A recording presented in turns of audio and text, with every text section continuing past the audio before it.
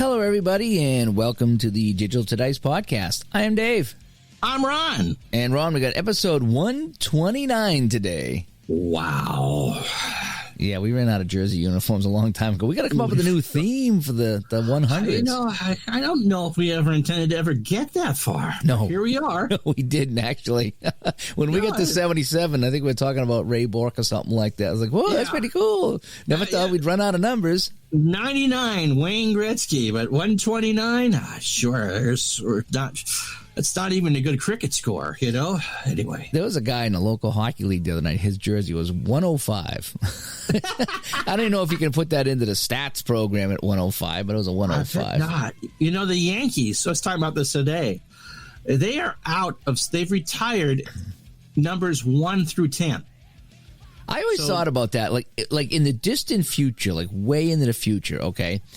If you retired numbers 1 through 99 eventually, or 1 through whatever, and you didn't have enough regular numbers for the players, would you have to go into the hundreds, or would you have to unretire some of these numbers, you know? I mean, just think about that. It probably won't happen in our lifetime, but at some point, would you go into letters? Yeah, what would you do in 50 to 100 years from now if, you know, the Yankees or the Canadians or Red Sox, or pick a team that retires a lot of jersey numbers. Yeah. And all of a sudden it's like, wow, we don't have enough numbers between whatever and 99 to fit the team. What do you do? Now pitching, the letter C. Cookie Monster, now pitching. 49A. Is that a uniform number, or is that an exit on the turnpike? Ooh, I know. It's 16W. 16W. Was it into the Devils? Sean will let us know about this. Yeah. The Devils, that because the Meadowlands is right off of exit 16W off the Jersey Turnpike. A couple of the years when they won the Cup, it was 16 wins of the Cup, exit 16W. Yep, that's what it was. We pulled that one out. Nice job. Where are you here? Thank you. All right, Thank nice you. job. Oh, you know, that should have been the applause. What am I thinking? Which just means that I'm not rusty on that one, which is the topic of today's show. Yeah, I've been playing a ton of games over the last week. I kind of just get through my busy work season, so now I get some time opened up, but I've been playing a lot of games, but I've been rusty at them all. So before I actually play, I have to sit down and kind of review the rules and go over them and make sure I know how to play this, and, you know, play a little bit, make some mistakes, and say, okay, now I got it, and then go back and restart the game. So we're going to talk about Rust. And, you know, if you played a game or haven't played a game in a while, and then you go back to it, and it's like, oh my gosh, I forget how to play this, or at least I forget how to play some of this. So we're going to talk about that today. We're going to talk about Rust. Before we get to that, let's get to ways to get a hold of us. DigitalToDice.com is our website. That's where we put all the shows over on Spreaker. 978-751-DICE. 978-751-3423 is the text line. And I got a couple of nice texts from people telling me a couple of seasons are coming out soon for some games. I think Payoff Pitch being one of them. Oh, really? Is there a season that you can mention, or are you just going to tease us? No, they posted it on Facebook too, but I got a text from somebody on the text line that says, hey, we got some new season coming out. Oh, you know what it was too? It was, hang on, I'm looking at it right now. I think it was PC Replay. Oh, because 2021, if it hasn't come out. Yeah, 2021 season of PC Replay Baseball. Is available, and also I think 2021 Payoff Pitch. And that Jake DeGrom card is going to be just as filthy in those two games as it is in Stratomatic. Holy right. So, so we got some new games coming out. So people have been texting me on the text line and gave me a heads up on a couple of things. So thank you for that. I'll say over on Facebook, facebook.com/group/digital-to-dice. The 1,000 members now over there. Yay! Yeah, we'll give us a little round of applause for that. So we got 1,000 members over there on Digital to Dice Facebook group. And let me see other ways to get a hold of us. Oh, like I said, if you did want to be help us support the show with a Patreon, you can get into our Discord server. We've had some really great discussions over there. Yes. And they're helping us pick some of the topics for the show and kind of shape what we're going to be talking about. We had our March Patreon-only event last week, I think it was. Last Thursday, wasn't it? I think we recorded it last Thursday or Friday, maybe. It was Thursday or Friday. I forget what day it was. But it was last week, so we put that on the Discords for our Patreon members only. But like I say, patreon.com/digital-to-dice if you'd like to support the show. and get involved with some extra goodies that we're doing here on the channel. Some behind-the-scenes photos, footage, chats, a whole bit. So if you'd like to get more involved with the show and get more Digital to Dice Plus, if you will. All righty. So that all out of the way. Shall we get to what we're playing? Sure.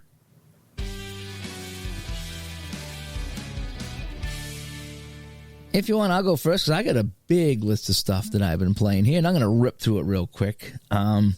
First thing, I found a crazy new game on Steam. And if you like to clean things, if you're a clean type of guy, and I like to clean things. So before you go to that, so I'm falling asleep Sunday night. I've watched some stuff on YouTube, and I see that you're lit up as being live. Well, what's Dave doing? Because you've done some neat things. You've created a new scoreboard and all that. And so what do I find you doing at 10 o'clock on a Sunday night? I find you doing simulated power washing. I was playing Power Washing Simulator. I mean, how can you go wrong? How can you go wrong with Power Washing Simulator? It's just you just take the power washer thing and you just start spraying, and you can change nozzle sizes and jump up and jump down and clean things, and it's just such a Zen type of game. It really is. I'm enjoying it. I'm enjoying it immensely. Good for you. It was just something fun, and I had a lot of people watching me when I was playing it. People were like, this is kind of neat. Let me try my new sound effect here. I mean, you had that virtual van very clean. Very clean. I'm so impressed.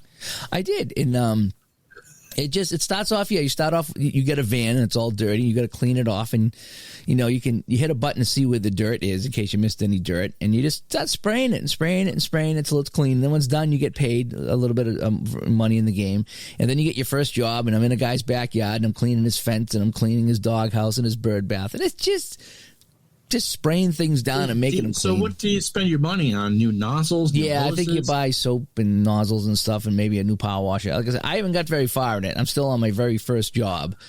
But it's just the idea that you could just sit there and just spray stuff down. I love power washing in real life. I do. It just gets stuff so clean. It's ridiculous. I do my deck every couple of years, and when you start doing the deck, it's amazing. Like when you hit a couple of the planks, so to speak, it's like, wow, look how gray these are and how green the other ones are. It's like so then you got to do the whole thing because you can't just stop. But the problem when you're doing a deck is to get the green out, you have to get real close. So you're doing about, I'd say, an inch to an inch and a half strip of water.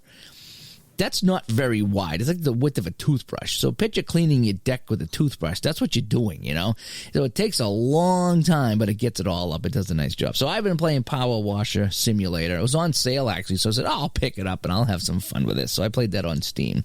I'm glad you didn't pay full price. Yeah. More Strat baseball. I've been playing 75. I've been bouncing between the National League Reds and the American League A's in 1975. I had a fun walk-off in the ninth for the Reds the other day. We're still I think each team's 2-2. We're not off to a good start. I got shut out last night by the Padres. Shut out the Reds last night.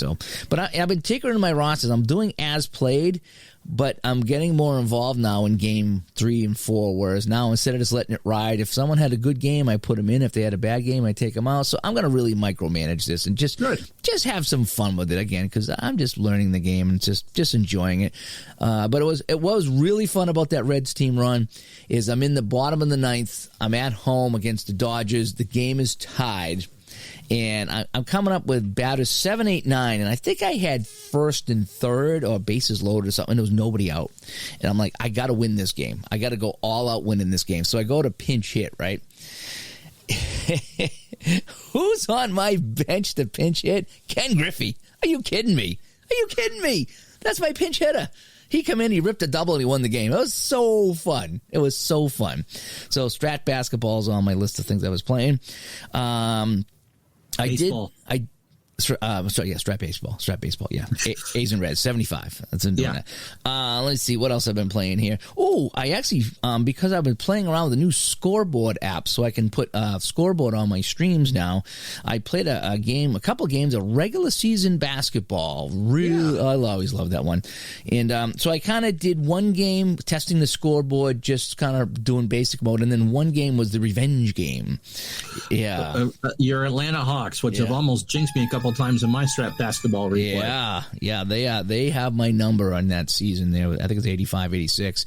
And so we played the Hawks, trying out the new scoreboard, and I kept points. And it was kind of neat. I just didn't do rebounds or assists. I just did points. And then, of course, Bird and McHale were leading, and Wilkins was the other guy for Atlanta. So the Celtics won that one there. But again, it gave me a chance to try out my new scoreboard and go back to regular season basketball. I love that game. I really do love regular season basketball. I played an epic game of action PC hockey. It was the 72-73 season. I played Bruins Rangers. And I played in Madison Square Garden, and Bruins went up 1-0. Rangers then went up 4-1. Bruins tied it 4-4. Rangers go up 6-4.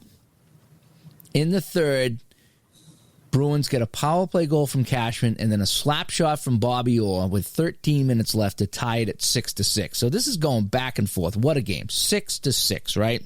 Mm-hmm. The computer who was controlling the Rangers decides to take out Jacquemin and put in Gilles Villemure. Okay? So I'm sitting there thinking, okay, each goalie's given up 6. Maybe they know something I don't know. So I had Ross Brooks in there because at that point, Cheevers had bailed to the WHA for the Bruins. So Ross Brooks was in my net. He gave up 6 goals on 26 shots. So he made 20 saves, right? And I'm like, okay, well, if you're taking out my goalie, I'm taking out mine. So I go to my bench. And my backup goalie is Jacques Plante. Okay? The older, aging Jacques Plante. So I said, okay, I'll put him in just to have some fun, right? He was eligible for Medicare at that point. He's not just aging. I mean, he's... he's on his way out. And he had a terrific career, but at this point here, it was tough. Right. I don't even remember him playing for the Bruins. He didn't play all that much, so I don't even remember Plante playing for the Bruins. And I was... 6 at that time, so I probably should have been aware of it, but I just wasn't. Anyway, so I actually made a mistake. I wanted to play Rangers Bruins Cup rematch, but that was 71-72, and I selected 72-73. So I'm like, where's Cheevers? But anyway, great game, 6-6, 13 minutes left, so we each put in goalies. I got Plante, they get Villemure. The Rangers in the final 13 minutes outshoot the Bruins 20-0. We never got a shot on Villemure, and they piled 20 shots on Plante. And you know what the final score was? 6-6. He didn't allow a goal. It was so exciting watching Plante make save after save after save. And you've got to know at some point he's just going, I'm just too old for this.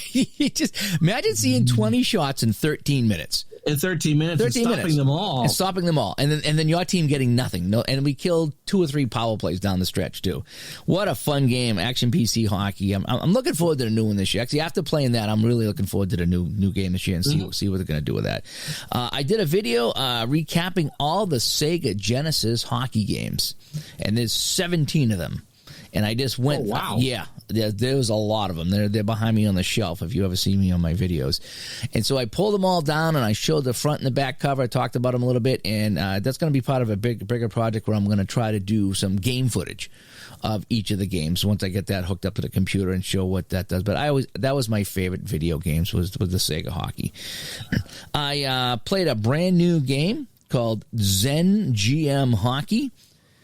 And it's a web-based It's game, a web browser game. He has football. I played the football, too. I didn't do a video on that yet. And the basketball. And the basketball actually has the real players. So that's the one he's really concentrating on. So I'm hoping to get him on the show to talk about his Zen GM hockey games. And they're really fun. It's almost like a franchise hockey manager light, like really light. And I think it's fictional players. And you just pick your team, and you can change all the colors and change the team names and player names and add players. It's pretty intuitive, actually, what you can do with this free game. Although I like some of the Montreal Beavers? Montreal Beavers, the Boston, what was it, the Lobsters or something like that? Buffalo Wings. Yeah, they had the Buffalo Wings. There was some funny team names there. The Philadelphia, was it? I forget what was it? The Strat name for Philly's cheesesteaks. Yeah, the Philly cheese. I was thinking Strat. Yeah, but anyway, as my dog starts to bark here as we record, so that was fun. So we'll have to get him on to talk about his Zen GM games and just how fun they can be. I did some APA, and this has kind of led into the whole topic of the show of Rust. APA hockey. APA hockey, yeah. I played the 1988 All-Star game when I went into my teams, and I just kind of fished out all the guys and played 4 lines of everything and just played the game. It was really fun. You got the best of both worlds out of that. You actually had teams that played some defense and a lot of score. And yeah, we got 11 goals. It was 7-4, 11 different goal scorers. 11 goals, 11 different goal scorers. And that in real life, Lemieux, I think, scored 4.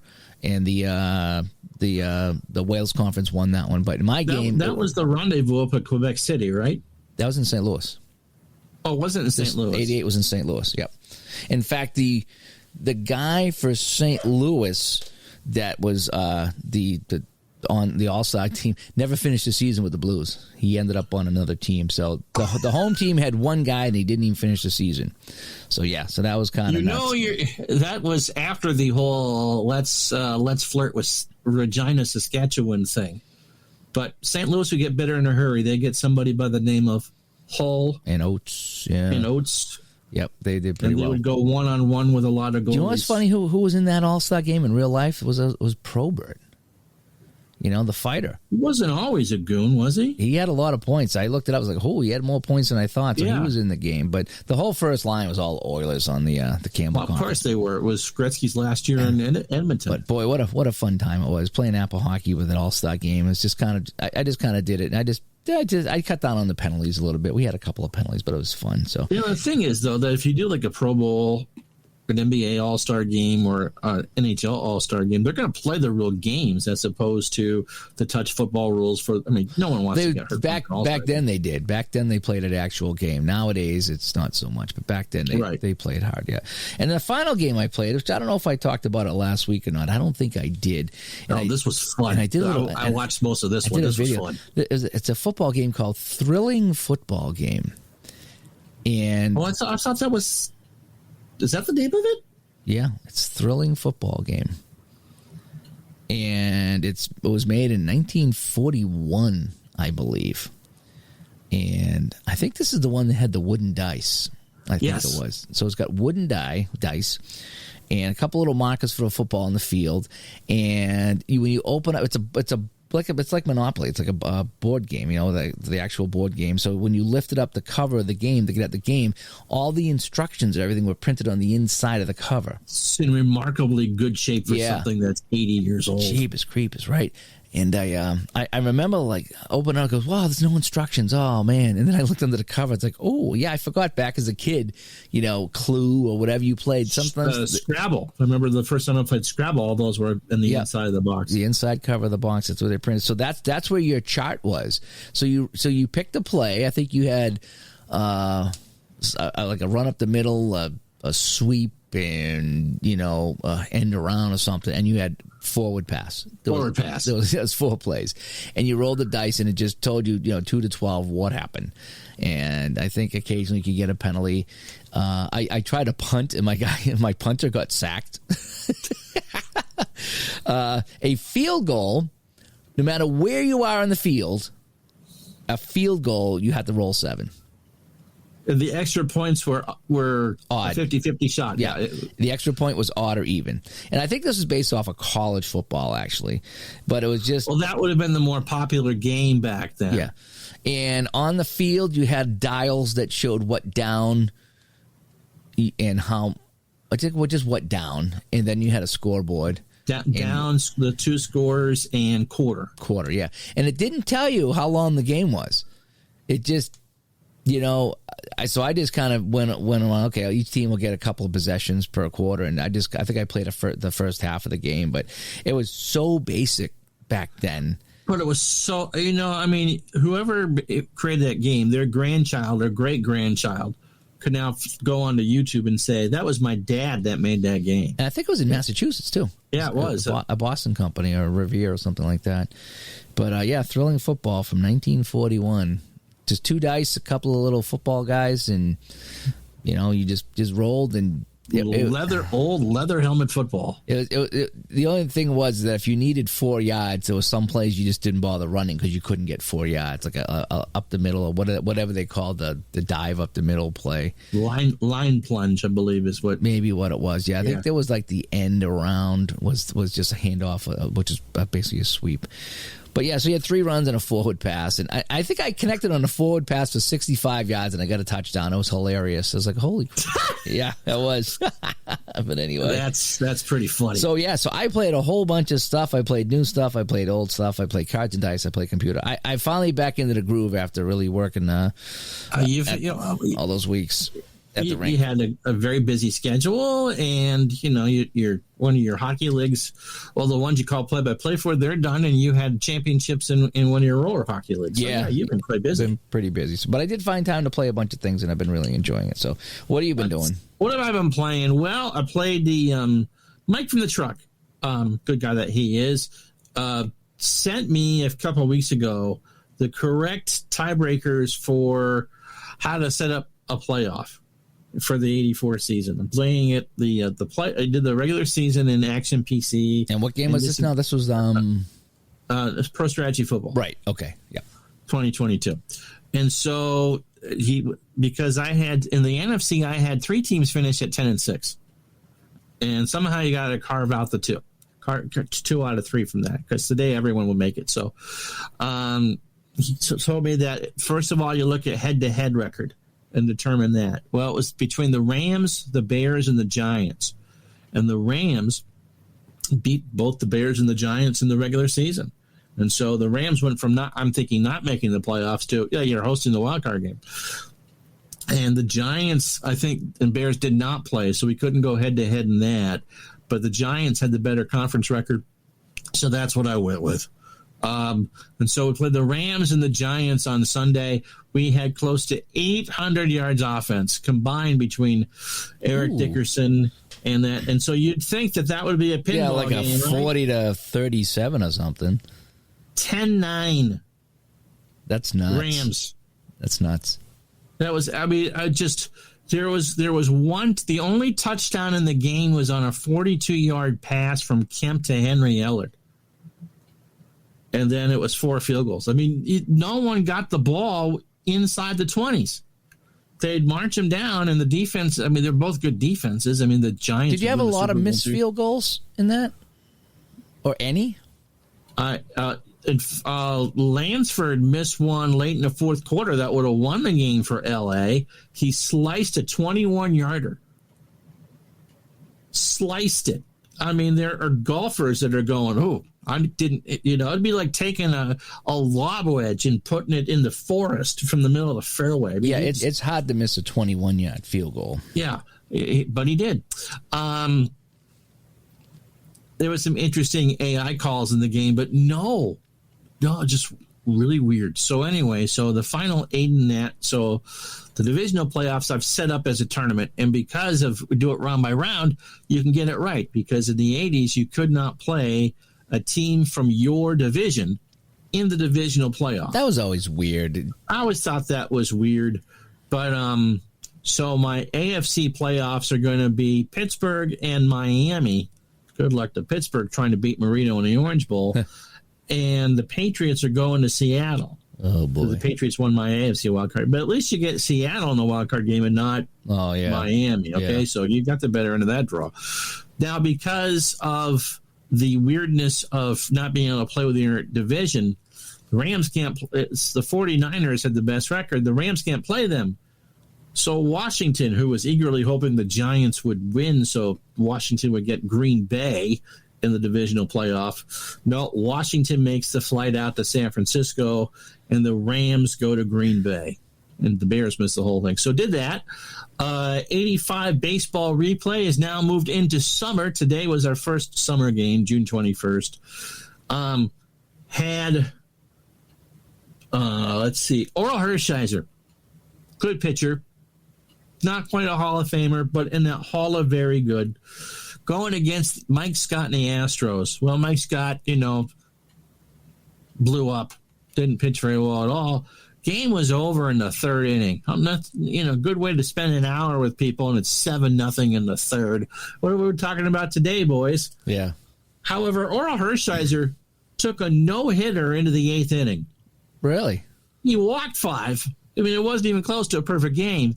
But he took a no-hitter into the eighth inning, and a pinch hitter by the name of Harry Spillman, who was best known for being on the back of the bench for both the Cincinnati Reds and the Houston Astros, okay? Was never really an everyday starter. Computer puts him into pinch hit. The 139 average on the year. Punches one in for a single, and that's how Hershiser loses his no-hitter. Oh. The Astros don't. The game's over. So doing that, like I said, we moved into summer, and we've now passed the 60-game mark in the season, and 2 divisions are blowouts, and we got 2 divisional races going on. What else have I been playing? Pretty much that's it that I want to talk about. Okay. So, yeah. But it's always interesting because even, strange things happen. What was the strange play today? Oh, yeah, but one of the great things about Action PC is that the rare plays are genuinely rare. So a ground ball to first, runner's going to move to second. He's not going to throw to second. He takes the sure out at first, and the runner for the Dodgers is lollygagging to second. He throws to the shortstop and does a 3-6 double play. The rare part being he gets the runner at first before he gets the runner going to second. That's cool. Yeah. I'm not a huge rare play fan, but that was cool. If they could add something like that, which is pretty realistic, that does happen in a game from time to time, that's what I like about rare plays. Yeah. So I still would like to see you stream some Strat PC baseball. I'd like to see you stream one of your Red Sox games that you're playing there that season, and maybe even one of the Islander games that you're doing. I've done an Islander game. Yeah, it'd be fun to see you do that because you go heavy action PC. Nothing wrong with that, but it'd be fun to see you. Now that I'm big into Strat PC baseball, I'd like to see you do some more of that as well. And but I'm getting some help with that too because I'm having trouble figuring out what pitches to bring in. So I finally wrote down all the starters and all the relievers because it's kind of weird how starters can be relievers back then. And I was like, I'm trying to figure this out here. Sparky Anderson was the first really to use bullpen on a heavy basis. Yeah, and I think it's one of the reasons why the Reds were so good back in the mid-'70s was he wasn't killing his pitcher's arms. What happens when you late in the game and a pitcher's tired, they tend to give up hits and you lose ball games. Yeah, but I'm trying to figure out because it seems like the A's have more pitchers than the Reds, which is weird because the Reds are in the National League and the pitchers hit. So you'd think they would need more pitchers, but if you take a look, I mean, some of those Reds pitchers pitched 85, 90 times over the course of the year, so they can go 2 games in a row, and since you're actually doing as played with that, as players come on the roster, they're going to appear. Yeah, so I'm just going to let him do that. Just because the pitchers, and also early in the season, you didn't play every day. You would get, the Red Sox always take at home a day off after opening day. So if it rains, you can play the next day. And so there's been years that they didn't even need a 5th starter till the end of April because you only played the 3 or 4 days in a row. Oh, I see. As opposed to the heart of the so you don't need that 5th arm or whatever just because. I think they have 5 or 6 starting pitchers. I'm like, wow, that's kind of something else. So I think I set it up so that the top 4 couldn't relieve, but 5 and 6 could or something like that. I forget. Right. And I was watching Sports Time Machine's been helping me try to figure this out. And he showed Mike is a strat genius. Yeah, he was sending me some emails about what to do, what to look for. So hopefully that'll make some sense down the line. But anyway, so shall we get into the topic of the show here, which is being rusty. Here we go.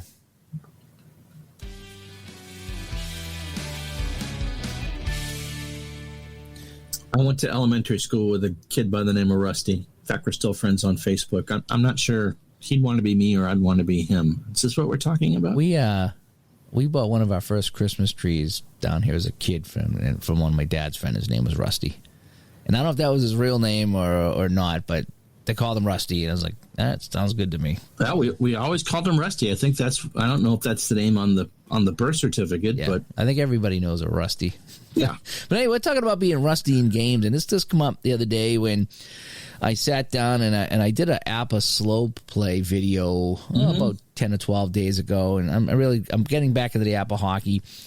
But I sat down to play it. I was like, holy cow, I forgot how to play some of this. And not all of it, but there's a lot to it. There's a lot of modifications that I put in the game myself and from the community I've adopted. And I'm like, okay, let's see if I can remember how to do this. And so I played...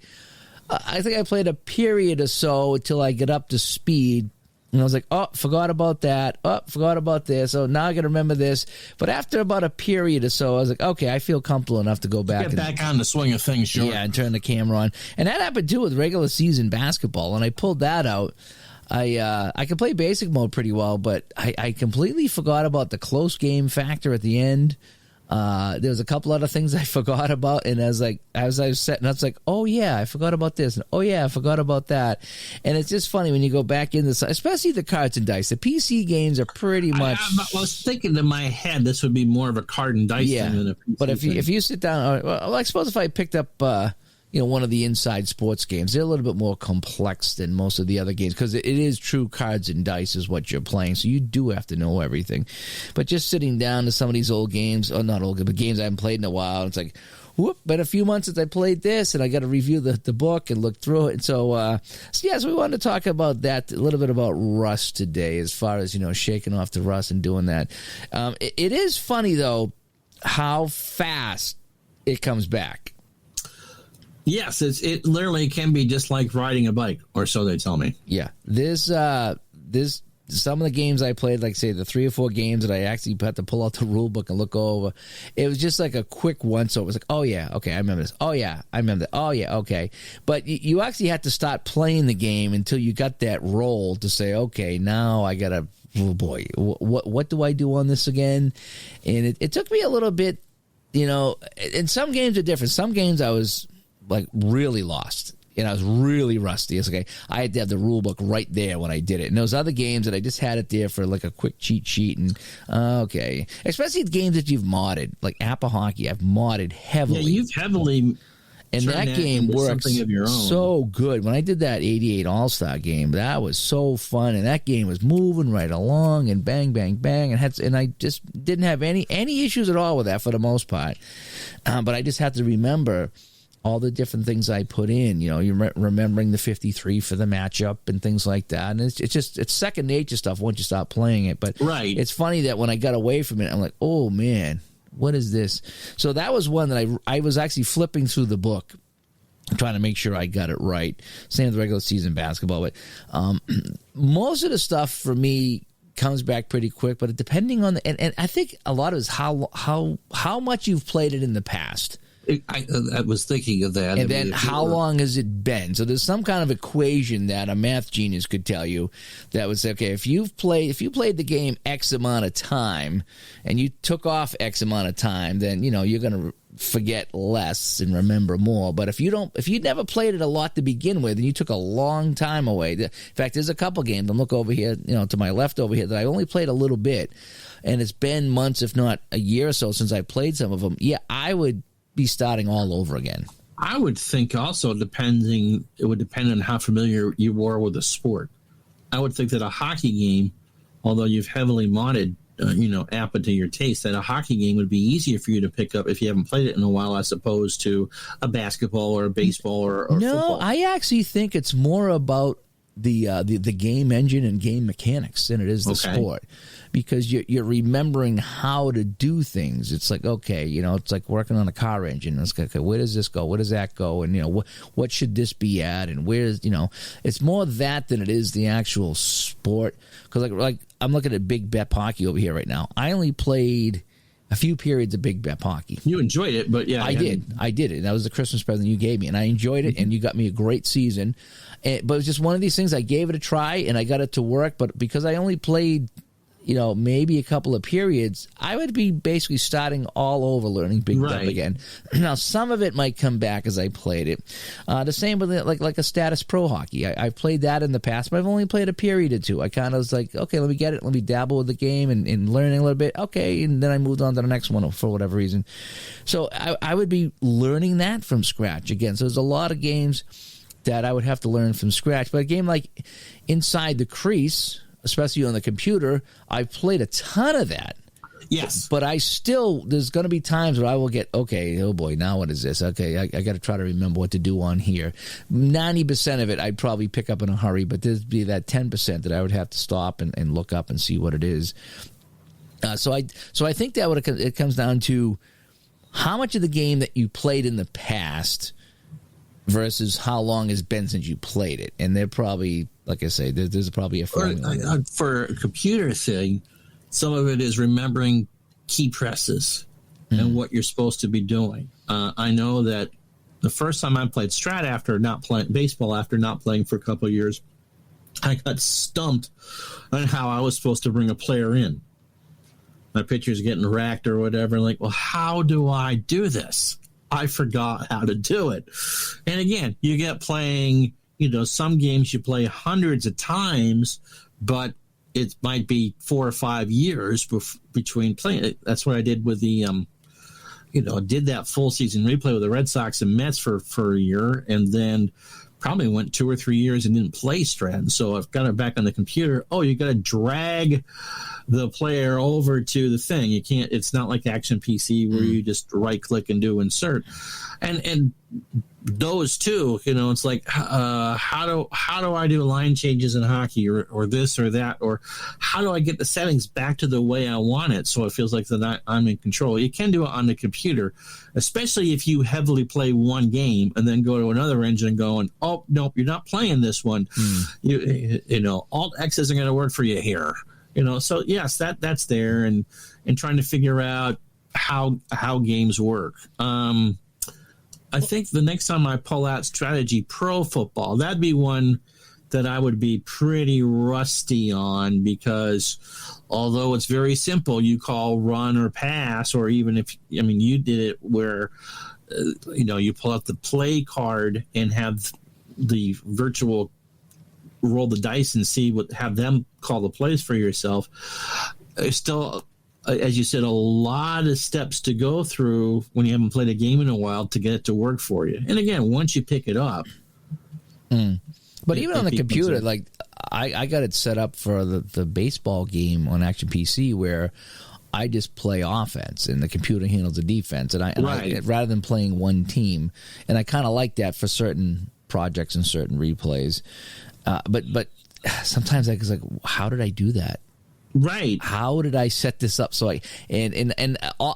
mostly all the PC games are the same way. If I start something new and it doesn't save what I was doing, it's like, how did I set this up that I was playing just this or I was playing just that? Like even in Strat Baseball, no, I'm not really. I wouldn't consider that rust because I'm still learning it. But I'd like to find a way that I could say control Cincinnati. But instead, every game, I got to change, who's the computer's controlling, who I'm controlling. So there's got to be a way that I could do that. You can do that in the schedule batch. You can always set teams to manual. Right. Oh, okay. Maybe I could do that. So I could say Cincinnati be manual. Cincinnati also will be manual. Well, I did, but I mean, like, how do I control Cincinnati? Like when the game screen comes up, it'll always control the home team. So I got to find a way to say. I'll figure that out later.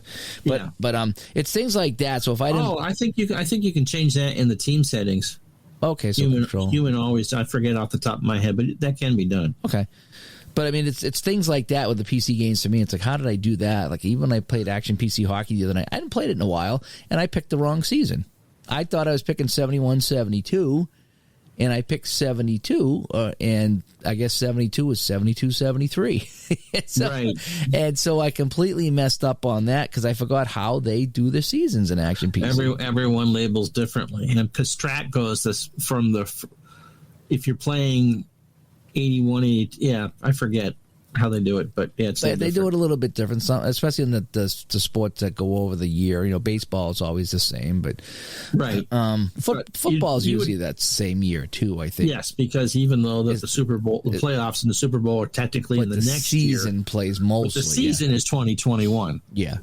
So on the PC, I find that this. Oh boy, I'm rusty on this. What did I do here, and how did I do that? And how did I? Sometimes I was like, man, how I did that? How did I? And I'll go back and watch my own videos on YouTube sometime. And I'll be like, all right, what did I do again? Oh, okay, that's how I did that. And I have to.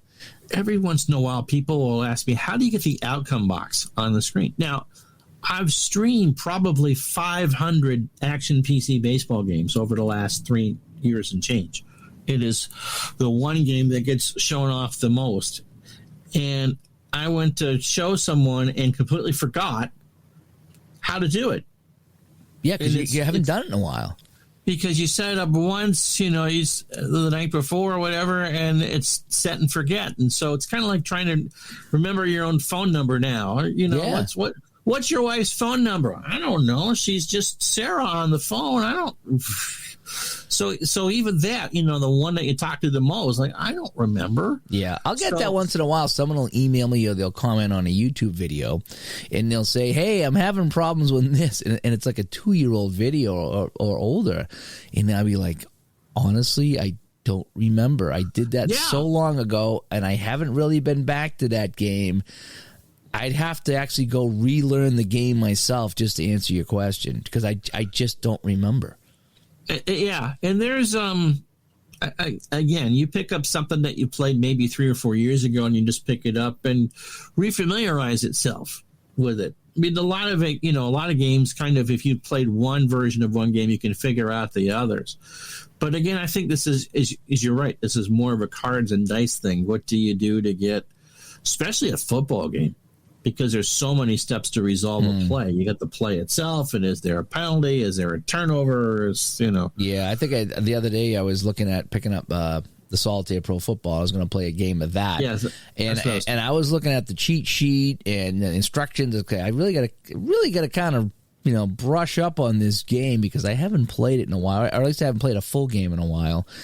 And so, and the other thing is right now is I'm playing a lot of games, as you can tell from what I've been playing. So I think that factors into it too, because some people have a lot of things you got to remember because both of us play a ton of games. Yeah, it's like I played even that thrilling football game. It was an older game. It's a piece of cake to play, but I mean that's I think I played 8 or 9 different games this week. And I have to remember how to play them all. And then, again, if there's a game you haven't played in quite some time, like I'm looking over here like Pine Tar. I played a couple games of Pine Tar. I like Pine Tar. I really do like Pine Tar. I would have to relearn how to play that again because I just haven't played it. I remember talking to you one night after I played the Shootout Helper. And I got so frustrated with it. And you just simply said, flip cards. For every action, see, because that was a pure Rust thing. I tried to just read as much as I could. Oh yeah, you were reading everything off the same card. Right, it's a different flip for every reading. Yeah, right. And so once you understood that, but again, that's a case of Rust because I'm the one that showed you that game. Yeah. But it's stuff like that, and sometimes I'll go to play a game I haven't played in a while, and I don't know if this happens to you, but you're like, I haven't played this in a while, or maybe you see someone else playing it, and like, man, I'd like to play that again, and you pull it out, and you're like, ooh, it's been a while. I really do forget how to play this game. And sometimes you slide it back on the shelf because you're just like, I don't know if I want to learn a game tonight. I just want to play a game. Yes. And so you pull out something that you're familiar with. Like, okay, I'm going to go with this. And maybe another day. And I did that with Apple Hockey. How many weeks have I been saying, I need to do that Apple Hockey video? I need to do the Apple Hockey video. Well, I was getting so rusty at it. I needed to know that I had a good hour or so just to brush up and get up to speed on the game before I played it. I think one of the things is, especially in card and dice or, setting up on a spreadsheet or whatever, is that you talked about, okay, I'm itching to play this, and you pull it out and going, I got to set this up. I forget how the heck to set this all up. And that's, the gameplay is easy. Once you get it set up, it's like, oh, it's 8 at night. I'll go to sleep between 9 and 9:30 now. Do I really want to take the 20 minutes to remember how to set this all up again? Yeah, that cuts into your game time, so now your game time's ticking away. And that produces a little bit of anxiety, too. And then you go, okay, do I make sure I have this set up right and that set up right? Like, nope, YouTube's calling my name. Yeah. And that happened to me with Strat Hockey one time as I said, okay, damn it, I'm going to play some Strat Hockey tonight. And I played the cards and dice, and I might have been using the helper, and but I get done the game, and after the game, I realized that I never used any penetration in the game or pass. That every time I got an outside shot, I took the outside shot. It didn't dawn on me. I was so rusty with Strat Hockey that when I had the outside shot, not outside shot only, but outside shot where you can pass or penetrate, every single time I took the shot, and when I finally get done the game, I was like, holy cow, I never once tried to penetrate.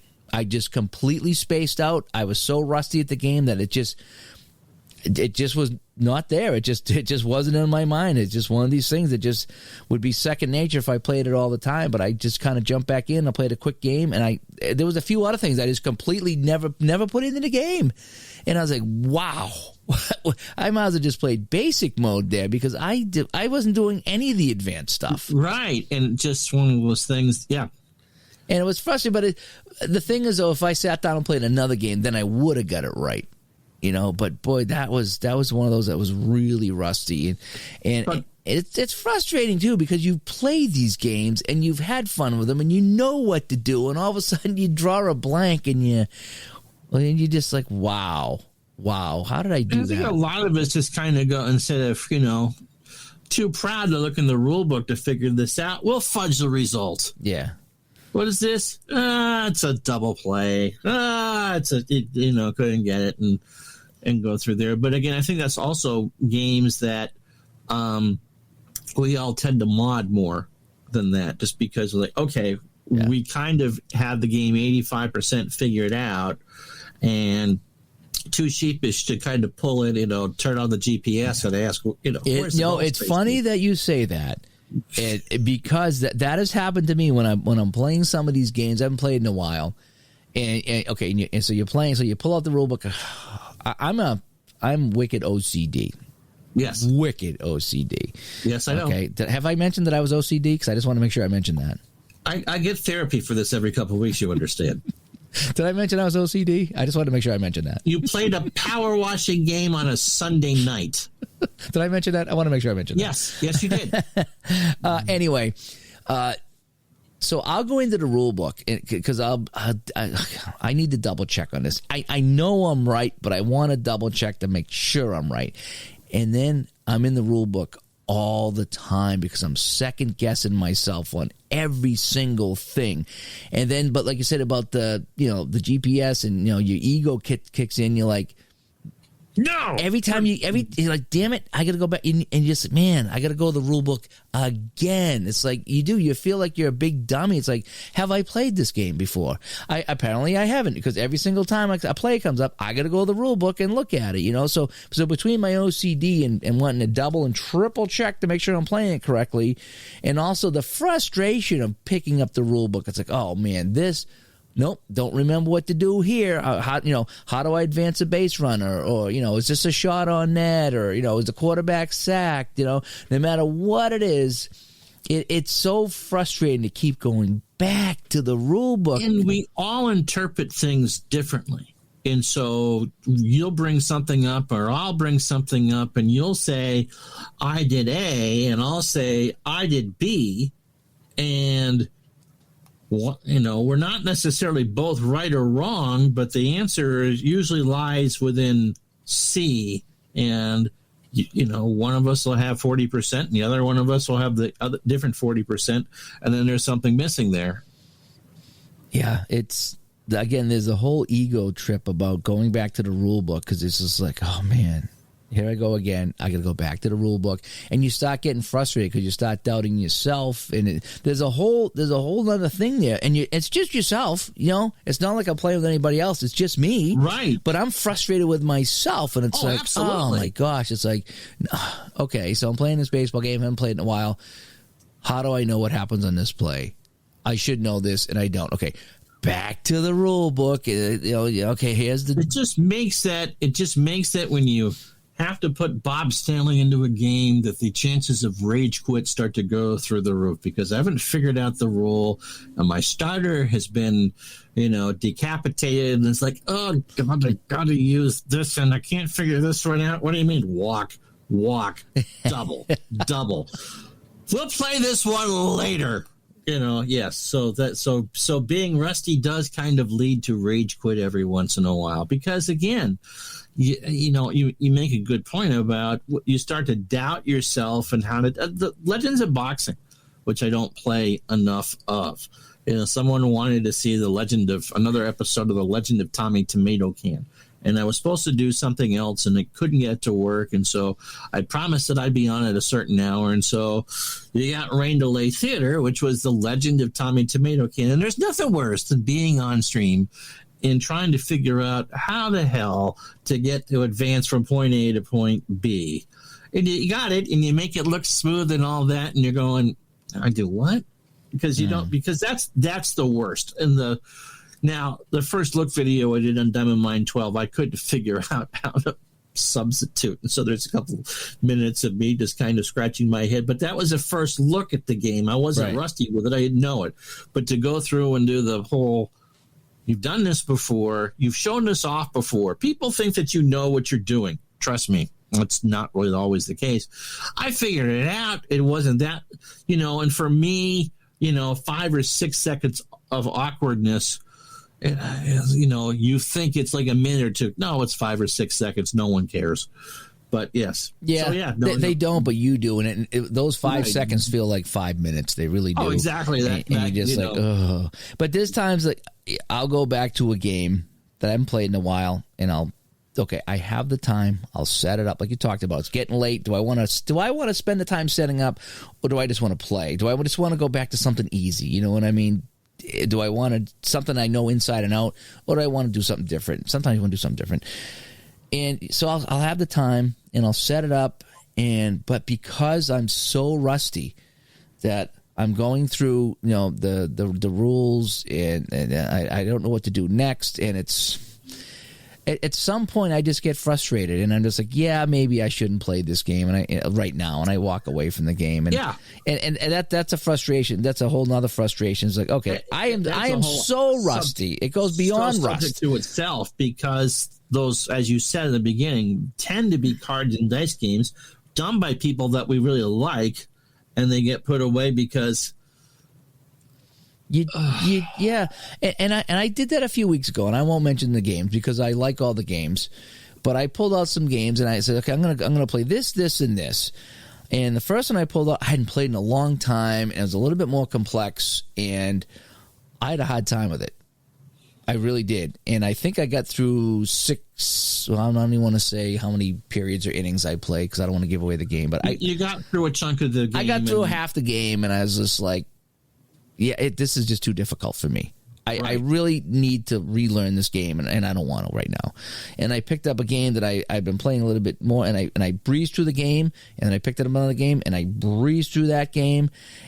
But that first game, I was really frustrated because I really liked that game, but I was so rusty, and it's a little bit more complex than some of the games I've been playing, and I just got frustrated because, like, man, I'm just too rusty at this. And I wasn't having any fun because it was taking me so long to play the game. That's a good point. I mean, at some point, you might like the game itself and, take the time when you're more awake or not distracted. The dog's not barking or the wife doesn't need you for something and get into it. But you pull it back out. I think, okay, I know that I can do this in 15, 20 or a half hour, and I got 30 minutes to kill. Oh, my God, I forgot all about it. Yeah, and that's a game that I played quite a bit not that long ago, and I had success with it, and I really enjoy it. And but I was just so rusty that when I pulled it out, I was just like, oh my gosh, this is driving me nuts that I'm constantly looking up what to do, and it's just not moving for me, and I just am not. It's not flowing for me. Square pegs never fit through round holes, and it's like, and I was getting there, but just it was such a bumpy ride that I just said no, I'm going to quit the game right here. And I'm going to move on to something else. And just because I said I just wasn't ready for that. And I said at some point I will get back to that.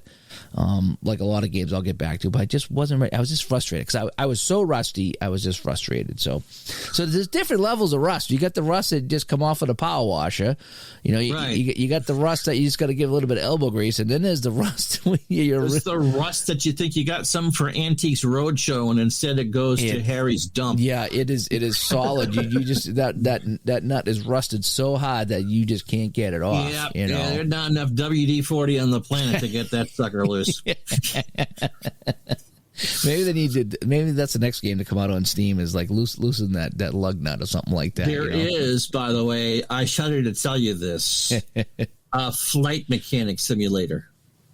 I know this is an auto mechanic simulator. There's a flight mechanic simulator, and it's your job to rebuild World War II planes. Oh, wow. Including tightening nuts. Not kidding.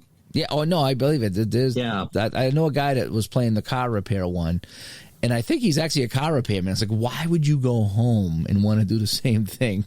You know. But then again, I run hockey. You're a broadcaster that broadcasts games. I broadcast games. I run hockey leagues, and I run hockey games on here with franchise hockey and stuff. So, yeah, I get it. But I guess there's no pressure at that point, right? You could just kind of play and just... It's your own thing, man. And maybe You're the expert. Maybe work on some different cars and planes that you don't get to work on, you know? So. If all you do is work on Fords all day, wouldn't you rather work on a Lamborghini? Yeah. Yep. Reminds me of that commercial years ago. It's like, just don't trust your car to any mechanic. I never worked on a foreign transmission before. You know, there's the guy with the overalls, the Cletus with the wrench. This is going to be fun. So anyway, we want to know your stories. You know, if you haven't played a game in a while, you know, what do you do about rust? You know, is it frustrating to get the rust off? Does the rust come off quicker on some games than other games? Have you ever pulled out a game and was so rusty that you put it back? Or did you stick through it and say, hey, I'm going to... Yes. Yeah. So we want to know your stories about being rusty when you play these games. All right, so we wrap it up here. Oh, no, wait. We got to do the Louisville Slugger 3 stars. We got our 3 stars of the week. All right. Okay, so... here we go. In no particular order, we'd like to thank 3 people who support us on Patreon each week. And so far, we haven't had any repeats yet, Ron. Again, these are all kind of... We've done this 3 weeks, right? Yeah, they're kind of random draws, by the way. But we do like to shout out to people who are supporting the show on our Patreon channel, patreon.com/digitaltodice. All right, number 3 star. Ron, it's Lon Whitehead. We all know Lon. Yeah. Had him on the show. The creator of Top of the Stretch horse racing. Auto racing. Yeah. I bet Secretariat and the firm would love that. Look, horses and cars. There you go. Yep. Number 2 star, David C. Woohoo! David, thank you so much. He's been pretty active, too, on the Discord and some of the other things we've done on YouTube as well. So good to see him this week. And, Ron, I'm going to let you handle the number 1 star this week. It is Andrew from Louisville, and Andrew has been learning how to play WHA hockey. Ooh. You've helped him with that. That's the guy that won the box scores from WHA. And so Andrew is our Louisville Slugger number 1 star of the week. Nice, yeah. And Andrew, if you're playing, I think, is he playing the Apple hockey there, or is it Strat? I'm not sure which engine he's doing that in, to be honest. Yeah, I forget if it's Apple. They have, one season in WHA? Yeah, it's 74-75, actually. Okay, then I think it is APA then. I think that's the one they all have, right? Because Strat has one. No, Strat has, I think they got 72-73, and then the last one, like 78-79. 78-79 with the racers folding after 4 games or whatever it was. Yeah, I'm interested to see. I don't know if I got that on the PC or not. I was interested to see how they handle it on the PC. Action doesn't have them all yet either, do they? They have a couple, but not all of them. Okay. Yeah. Anyways, but he was interested in the WHA. Yeah. So if it's Apple Hockey, let me know. If it's Strat, I'm still learning that myself. I'm rusty on the Strat, hence the show topic. But if it's Apple, let me know on that there. In fact, I just ordered new cards from Chris White, who does the Apple envelopes. Okay. Oh, nice. Okay. Yeah. So I ordered a whole new set. I ordered my 1980 baseball, and I ordered the 74-75 WHA, the custom cards. Those will be nice. They got logos and stuff on them. He actually puts pictures of them up on his Facebook group, the Appa Custom Envelopes page. Oh, nice. Yeah. Okay. And so I saw him. So you Is posted. that what you got behind you? Over your shoulder? Over here, that's Appa. Yeah. Yeah. Are those envelopes from him? Some. Okay. Because I have a lot of seasons, so I got a handful of seasons. But the other day when I played the All-Star game, it's such a pain because you got two New York teams, and it just says New York. Right. You know, so on the baseball, the 1980, it's got A and N, right? Yeah. So now I I can just I'll have them all listed with the teams, and I like the logos anyway too. But at least now if I pull out New York, it'll say Yankees or Mets. It won't because it just says New York, so you actually have to pull out the cards to see who it is. Oh. So if you follow that, I think the Mets would love you to use the 80 Yankees for the Mets, but yeah. So anyway, but I have some new envelopes coming in on that. But yeah, thank you to our 3 stars of the week, Lon, David, and Andrew. All right, so shall we wrap up show 129? 129. So by the numbers, this has been show 129, or episode 129 of the Digital to Dice podcast. And today we talked about Rust. Are you rusty in some of these games? How long has it been? I'd be interested to see, Ron, how long has it been between plays of a certain game? I'd be interested to see if someone said, geez, I haven't played this game in 10 years. You know what I mean? And how much of it do you remember? Yeah. At that point, you are really rusty. And how quickly does it come back? And even PC games, too, not just Cards and Dice, but even PC, there might be something there, especially like trying to install the PC games. That's the other thing. It's like sometimes it's like, oh, how did I do that? How do you get this to work? How do I get a season going and the whole bit, whatever? So, yeah, so our topic was Rust. Our website, digitaltodice.com. The text line, 978-751-DICE. Email digitaltodice@yahoo.com. And over on Facebook, facebook.com/groups/digitaltodice. And finally, the Patreon, if you'd like to help support the show. Jump in our Discord and chat with us about some things pertaining to the show. Patreon.com/digitaltodice. All right, Ron, thanks for joining me today. As always. And you go get your pineapple pizza, and I will talk to you later. Bye-bye. Bye-bye. Bye-bye. Bye-bye.